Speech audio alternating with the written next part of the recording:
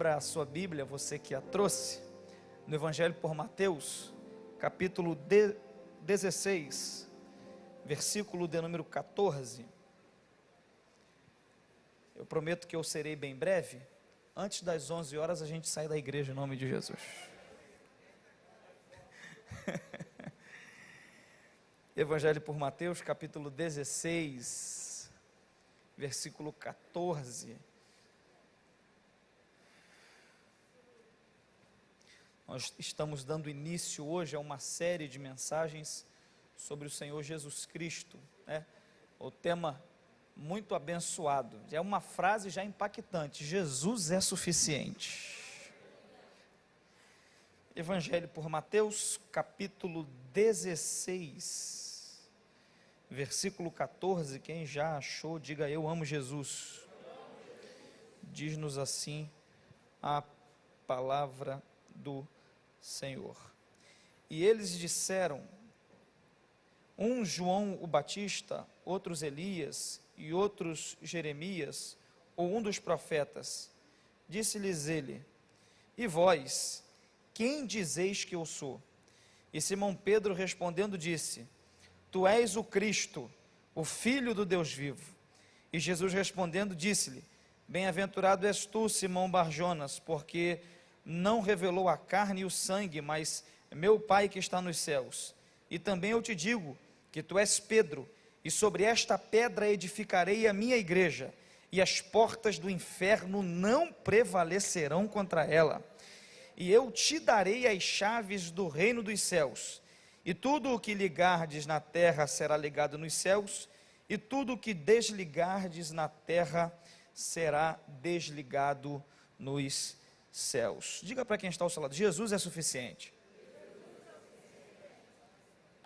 Irmãos, esse texto que Deus colocou no meu coração para que nós iniciássemos, é um texto que nos mostra que Jesus estava fazendo uma viagem. Jesus exercia o ministério de forma itinerante, né? Muito embora Jesus tenha sobre si o título de o sumo pastor das nossas almas, muito embora ele tenha dito, eu sou o bom pastor dá a sua vida pelas ovelhas, Jesus exercia o ministério de forma itinerante, ou seja, ele não ficava fixo apenas em um local.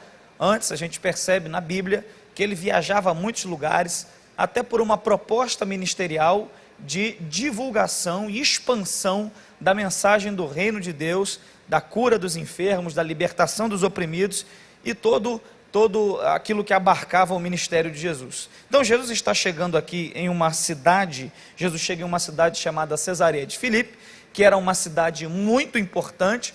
A essa altura do ministério, da caminhada, da lida ministerial de Jesus, cabe também ressaltar que Jesus não teve muitos anos de ministério, foram cerca de 3 anos e meio de ministério.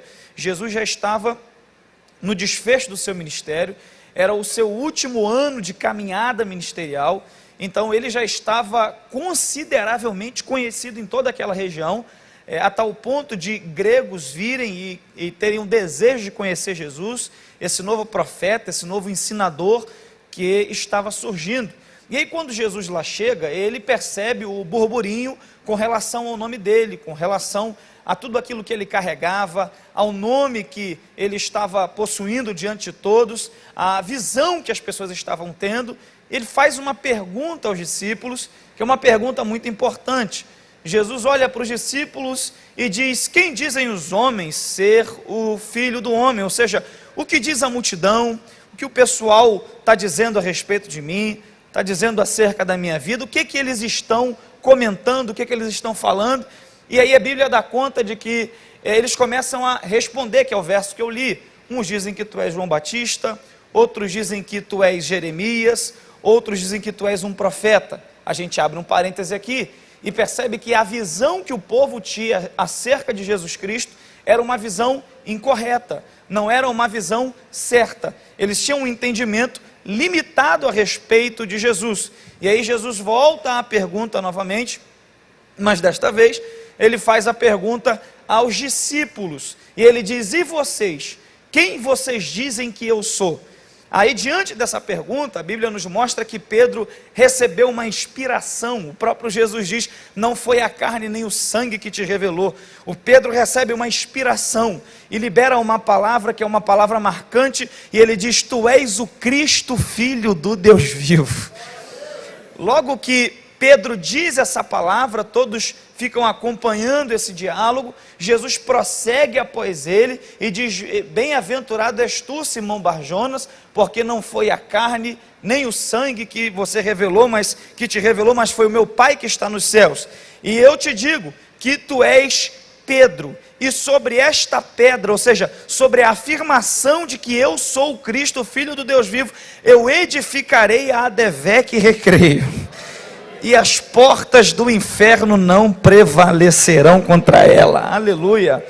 E aí Jesus prossegue após essa afirmação, e Jesus diz: eu te darei as chaves do reino, e tudo aquilo que você desligar na terra será desligado no céu, e tudo aquilo que você ligar na terra será ligado no céu. Então a gente percebe que após a afirmação impactante, espiritual, da percepção correta de Pedro, de que Jesus era o Cristo, Filho do Deus vivo, ele recebe um presente da parte de Deus, que era a chave. Jesus diz: eu vou te dar as chaves do reino. Você precisa perceber com isso, é que saber quem Jesus é na sua vida, saber quem Ele é uma chave que te dá acesso à vida no reino de Deus. Saber quem Jesus é uma chave que te dá acesso a uma vida abundante. Saber quem Jesus é uma chave que te dá acesso a uma vida de perdão. Saber quem Jesus é uma chave que te dá acesso a uma vida de prosperidade espiritual. Saber quem Jesus é uma vida que te dá acesso, é uma chave que te dá acesso a uma vida de comunhão com Deus. Saber quem Jesus é uma chave que te dá acesso a curas espirituais que Ele quer derramar sobre a sua vida. Saber quem Jesus é uma chave que te dá acesso a uma infinidade de riquezas espirituais que Deus quer derramar sobre mim e sobre você. Então essa série nossa vem justamente para tratar sobre isso. A gente quer cooperar com você e te ensinar um pouco mais a respeito de quem Jesus é. A começar, nós precisamos entender uma coisa. Tem se disseminado de forma muito forte um pensamento teológico equivocado nos últimos dias, de que o Antigo Testamento caiu em caducidade, ou seja, caducou, não presta mais, não serve mais. Eu não sei se você já viu esse tipo de discurso em algum lugar, mas tem acontecido.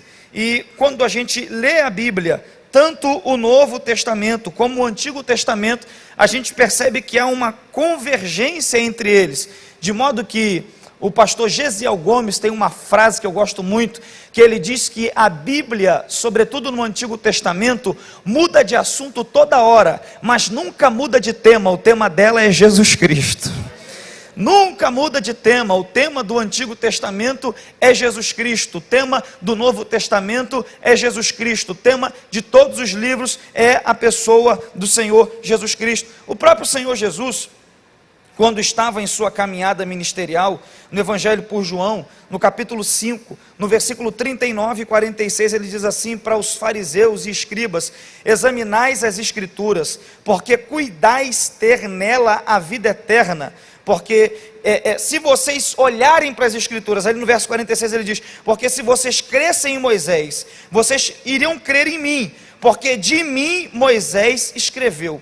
Tem uma passagem que deixa bem claro que todo o Antigo Testamento, e é sobre isso que a gente vai tratar, fala a respeito de Jesus, que está em Lucas, capítulo 24, versículos 25 ao 27, que é aquele episódio onde Jesus encontra, após ter ressuscitado, com os discípulos que vão caminhando em direção a Emaús. Esses discípulos têm uma visão, como eu já disse, incorreta a respeito de Jesus. Eles sabem o fato que foi a crucificação, mas não lembram aquilo que Jesus tinha dito a respeito da ressurreição, e eles desistem da caminhada com Deus e começam a retornar a uma aldeia chamada Emaús. Aí Jesus aparece para eles no caminho, se revela a eles, e o verso 25 nos mostra uma fala de Jesus.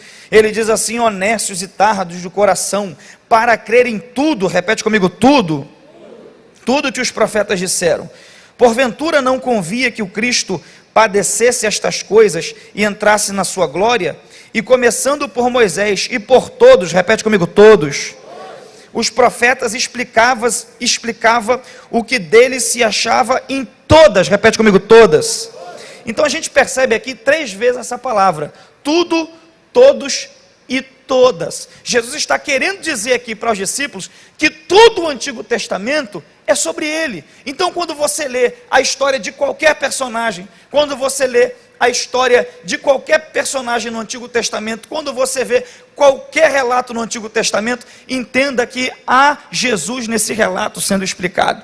E aí quando a gente olha para o Antigo Testamento, nós temos também manifestações da pessoa do Senhor Jesus Cristo. E aí no Antigo Testamento a gente pode enxergar e encontrar Jesus principalmente sobre 3 prismas, sobre muitos, mas sobre 3 que são interessantes, que são as manifestações teofânicas de Cristo, que são as tipologias acerca de Cristo, e o terceiro que são as profecias acerca de Cristo. A começar das manifestações teofânicas. O que é isso?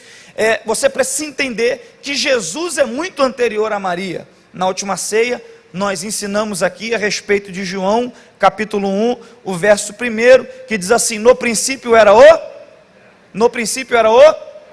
e o verbo estava com Deus, e o verbo era Deus. Então, Jesus é muito anterior a Maria. O Cristo, o Filho da Trindade, é muito anterior a Maria, e ele se manifesta no Antigo Testamento, como eu já disse, a gente o enxerga sobre essas 3 perspectivas ou prismas, as manifestações teofânicas, a gente o enxerga através das tipologias e através das profecias. A começar das manifestações teofânicas, nós temos muitas, por exemplo, Êxodo capítulo de número 3, quando a Bíblia diz assim, e Moisés apacentava as ovelhas de seu sogro Jetro, e levou as ovelhas atrás do monte Horebe de Deus, e apareceu-lhe o anjo do Senhor em uma chama de fogo do meio de uma sarça. Então essa manifestação e essa expressão, que em algumas traduções vem dizendo assim, o anjo do Senhor, é uma referência clara a uma manifestação de Jesus. É aquilo que os teólogos e estudiosos chamam de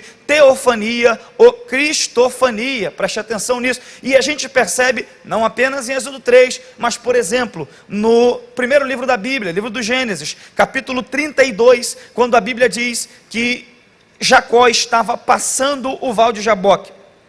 Ele passa toda a família dele, e a Bíblia diz que ele fica só, e aparece um varão, e o varão luta com ele. Você conhece essa passagem, é muito interessante.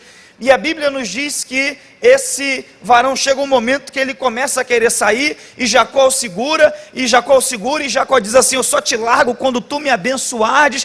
E aí ele faz uma pergunta e diz, qual é o teu nome? E aí Jacó diz, meu nome é Jacó. E aí ali o anjo do Senhor, o varão, que é uma manifestação teofânica de Jesus, diz para ele, a partir de hoje você não vai se chamar mais Jacó, a partir de hoje você vai se chamar Israel, porque você lutou com Deus e com os homens e prevaleceu.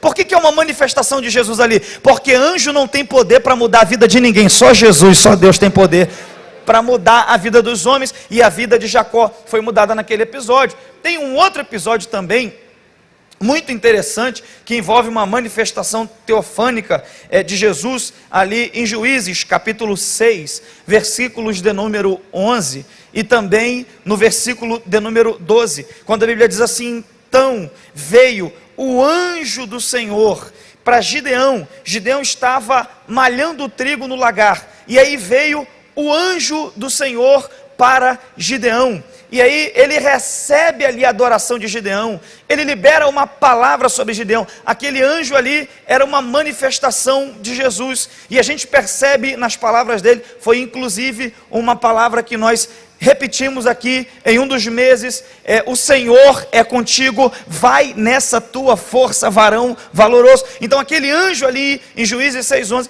manifesta características de Jesus. Por exemplo, a simplicidade com a qual ele vem, aparece para Gideão, e ele fica sentado na rocha, sentado ali, olhando Gideão malhando o trigo no lagar. Se tem uma característica que Jesus possuía era a simplicidade. A gente consegue ver até uma similaridade no anjo do Senhor e Jesus ali, vendo Gideão malhar o trigo, e Jesus sentado do lado do poço de Jacó, vendo a samaritana pegar água. Olha como há simplicidade. E eu abro um parêntese para te dizer que Jesus é muito simples, o evangelho é muito simples, e quanto mais simples você for, mais parecido com Jesus você vai ser também.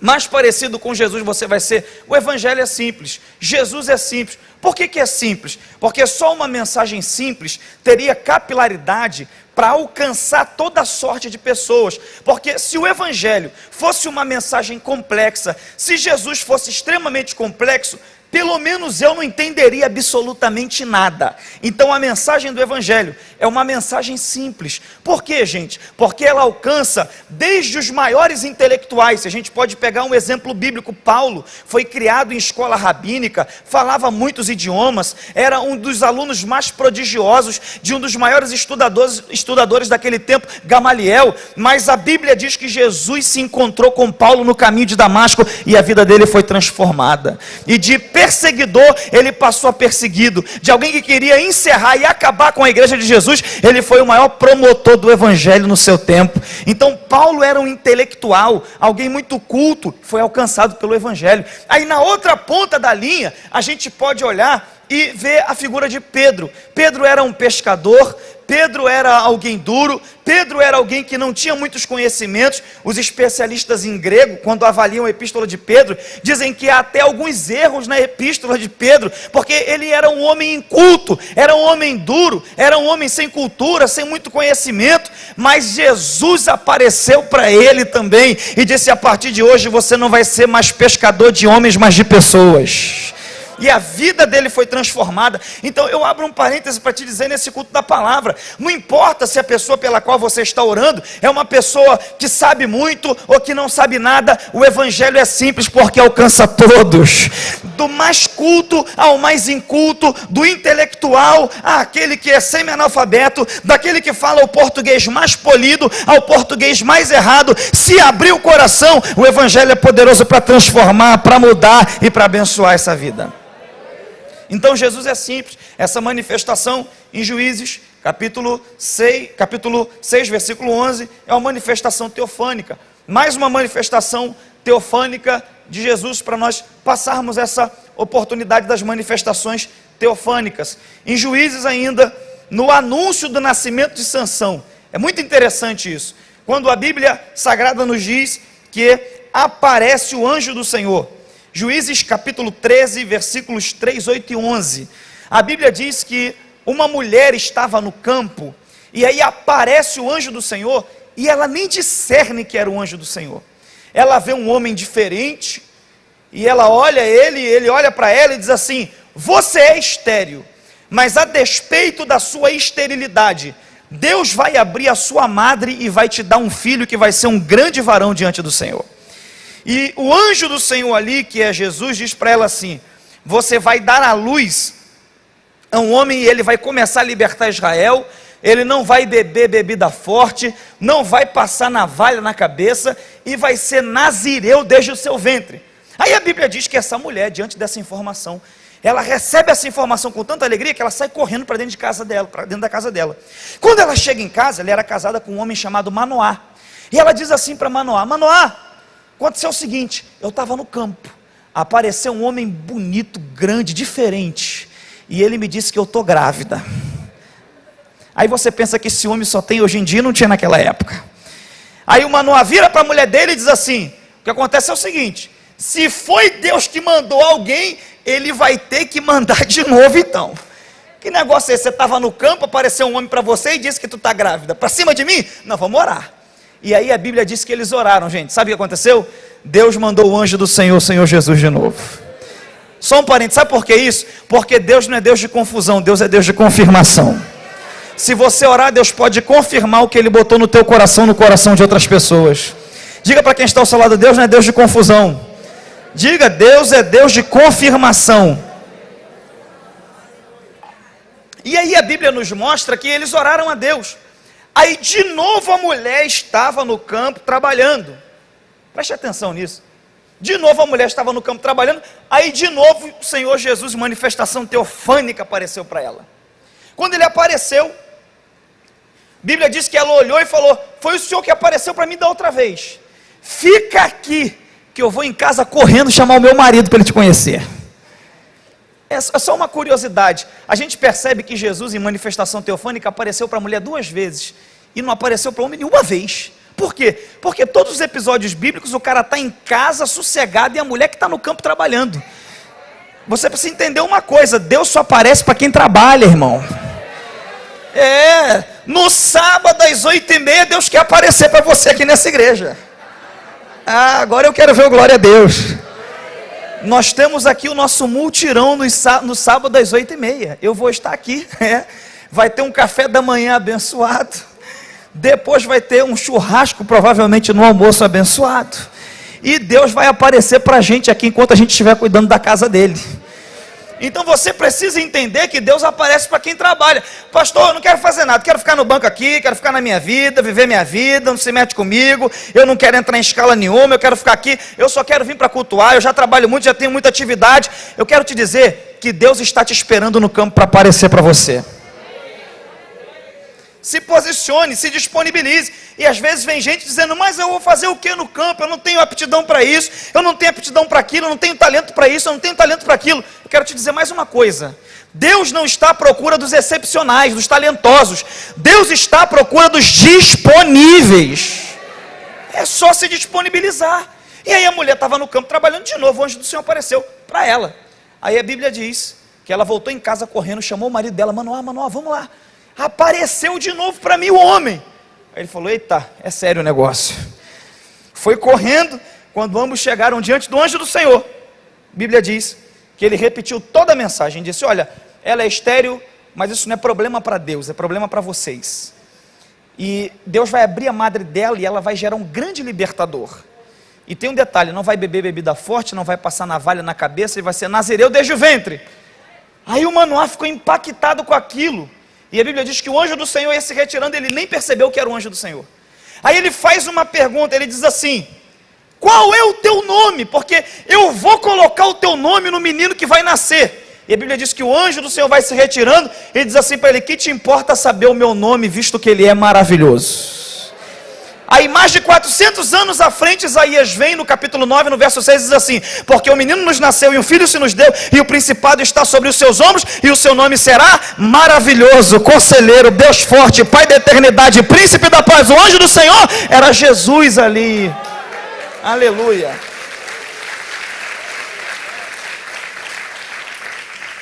Então a gente percebe Jesus por esse primeiro prisma da manifestação teofânica. Segundo, a gente percebe Jesus no Antigo Testamento através das tipologias. E o que é uma tipologia, pastor Bruno? A tipologia é um estudo sistemático de fatos ou pessoas que no Antigo Testamento antecipavam o que ocorreria no Novo. A representação inicial se chama tipo e a realização dele antítipo.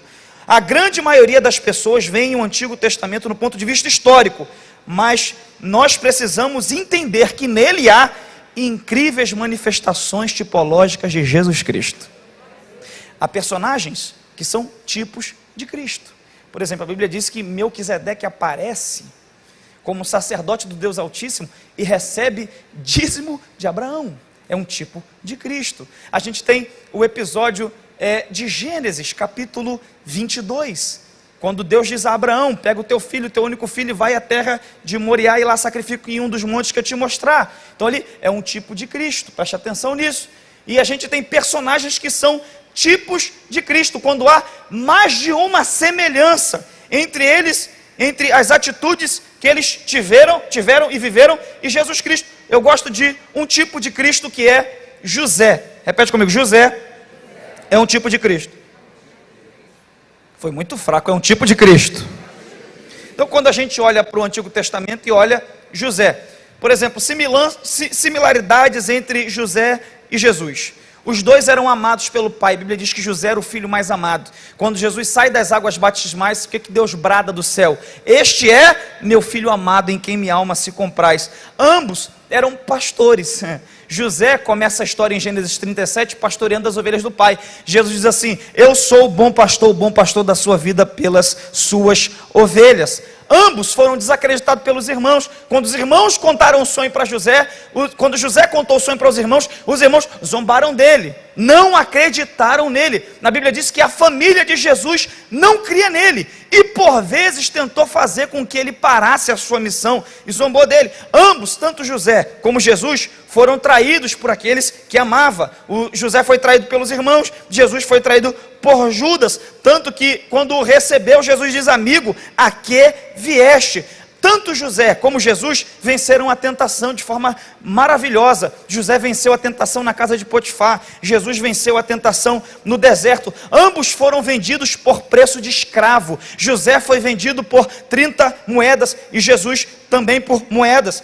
Ambos foram vendidos como escravos. Ambos começaram a ser reconhecidos com 30 anos. José começou a ser reconhecido no Egito com 30 anos, porque ele assumiu o governo no Egito, e Jesus começou a exercer o ministério com 30 anos, e ele começou a ser reconhecido e conhecido. Ambos, tanto José como Jesus, foram exaltados após o sofrimento. Quando a gente olha para José, após ter sido vendido, após ter sido maltratado, após ter sido preso injustamente, Deus o exaltou após o sofrimento. E a Bíblia diz que Jesus, após ser crucificado, humilhado, cuspido, após colocarem a coroa de espinhos na cabeça dele e passar tudo o que ele passou, ao terceiro dia ele ressuscitou. Aleluia! Glória ao nome do Senhor. Outra coisa que a gente percebe entre eles de similaridade: tanto José como Jesus perdoaram aqueles que os fizeram mal. Por exemplo, José, quando ele tem um segundo encontro com os irmãos no Egito, a Bíblia diz que ele dá-se a conhecer e ele chora tremendamente e libera perdão para os irmãos. No alto da cruz, Jesus fez uma oração e disse: Pai, perdoa, porque eles não sabem o que fazem. Uma outra similaridade interessante é que tanto José como Jesus tinham uma missão que envolvia salvação. José salvou toda a sua família da seca e da destruição em Canaã, abrigando eles e dando a eles mantimento naquela terra que ele governava. E Jesus também, a missão dele envolve salvar, mas não apenas uma família, mas toda a humanidade. Porque Deus amou o mundo de tal maneira que deu seu Filho unigênito, para que todo aquele que nele crê não pereça, mas tenha vida eterna. Aleluia! Foi o texto que o pastor Christian leu aqui, Lucas capítulo 19, no final da história de Zaqueu. Jesus diz assim: porque o Filho do Homem veio buscar e salvar todo aquele que se havia perdido. Jesus veio para salvar a humanidade. Então a gente tem, além de José, que José é um personagem, é uma pessoa, nós temos também as tipologias de Cristo que não são com pessoas. Por exemplo, a tipologia de Cristo com o Cordeiro. A gente pode olhar para diversas passagens ali em Êxodo, Levítico, que é o livro dos sacrifícios que Deus ordena. Sempre um cordeiro é tomado. É interessante, o cordeiro pascual, o animal do sacrifício em Êxodo 12, tipifica também Cristo. Por quê? Porque a Bíblia diz que eles estavam no Egito e Deus deu uma ordem para Moisés. Deus falou assim: Moisés, eu vou mandar a última praga, a derradeira praga no Egito. E tem uma coisa, eu quero que vocês façam algo. Enquanto o Egito estiver sendo acometido de uma praga, que é a morte dos primogênitos, o meu povo vai pegar um animal do 1º ao 14º dia, vai assar esse animal no fogo, um cordeiro, e aí vocês vão comer a carne desse animal, come tudo. E aí Moisés falou: mas e o sangue? O que a gente faz? Bebe, joga fora? E Deus falou: não, o sangue vocês vão passar ao redor das portas, porque à meia-noite, disse Deus a Moisés, eu vou passar por cima da terra do Egito, e aonde não vê a marca do sangue, a morte vai entrar, a tragédia vai acontecer, mas aonde eu ver a marca do sangue, a morte não vai entrar. E onde eu ver a marca do sangue, o sangue vai ser o sinal de libertação, e eu vou tirar do Egito com mão forte as casas que tiverem a marca do sangue. Jesus é tipificado por aquele cordeiro. A nossa vida é marcada com a marca do sangue do cordeiro, e é esse sangue que traz para as nossas vidas libertação. Aleluia! Então quando você olha Êxodo, você vê ali que o sangue promoveu transformação, o sangue do Cordeiro promoveu libertação, o sangue promoveu, guardou aquelas casas onde havia o sangue. E eu quero te dizer isso nessa noite: o sangue de Jesus guarda a tua vida nesse Egito mau e cruel. O sangue de Jesus promove libertação nas nossas vidas. Tem um hino antigo que dizia: há poder no sangue de Jesus, aleluia. Então, é um tipo, o Cordeiro no Antigo Testamento é um tipo de Jesus Cristo. E eu quero que você entenda isso.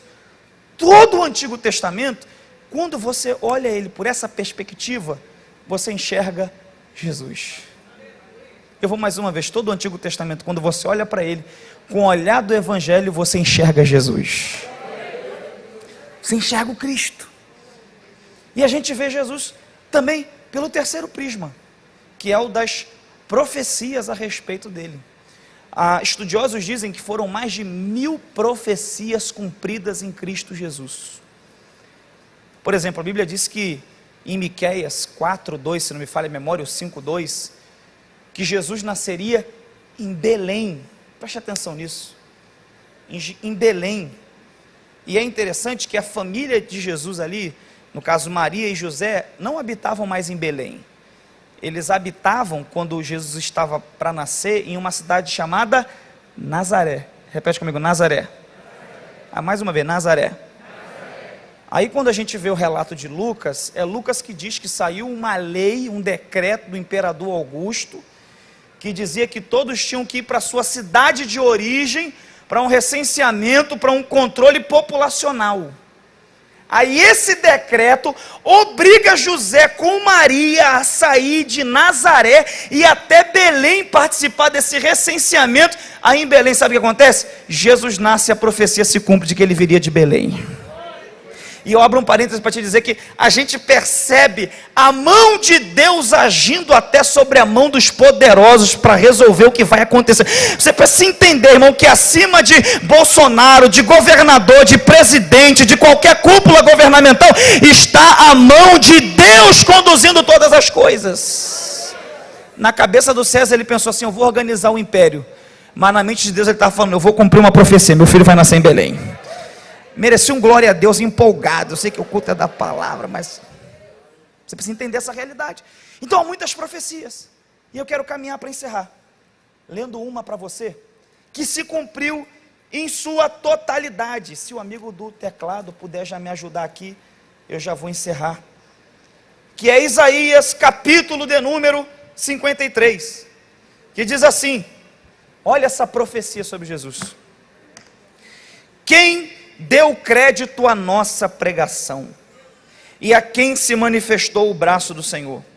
Porque foi subindo como renovo perante ele, e como raiz de uma terra seca, não tinha beleza nem formosura, e olhando nós para ele, não havia boa aparência nele para que o desejássemos.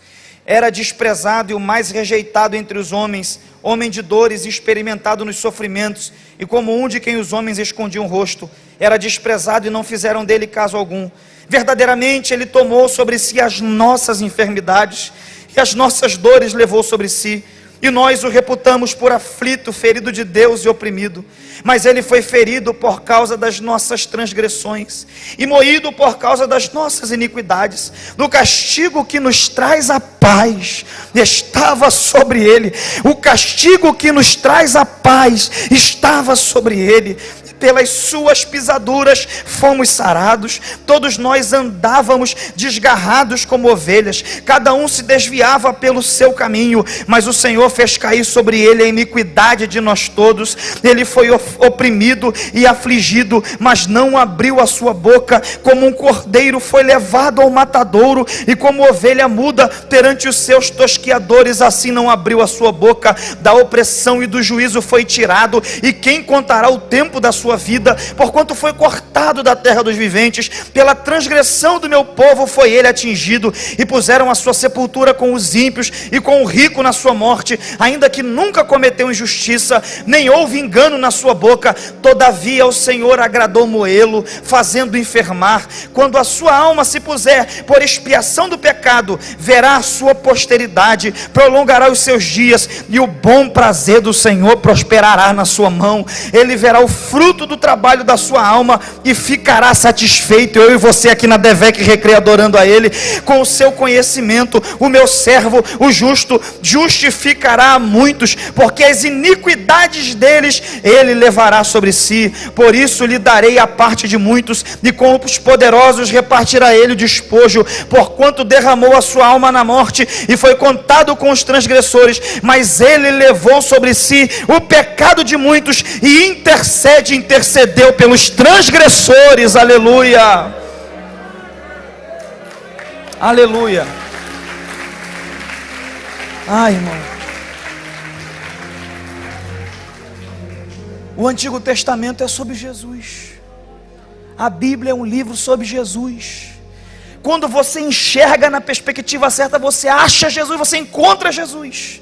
E o meu desejo essa noite é que você saia daqui e a sua vida, assim como o Antigo Testamento, aponte para Cristo. Que você saia daqui e a tua conduta, a tua postura, o teu caminhar, as tuas palavras, as tuas atitudes, as tuas ações, as tuas reações, tudo que você fizer, aponte para a pessoa de Jesus Cristo. Que Deus te abençoe. Que você fique com essa palavra no seu coração: Jesus é suficiente. Aplaude ao Senhor Jesus. E eu agradeço meu pastor Davi Leal a oportunidade, em nome de Jesus.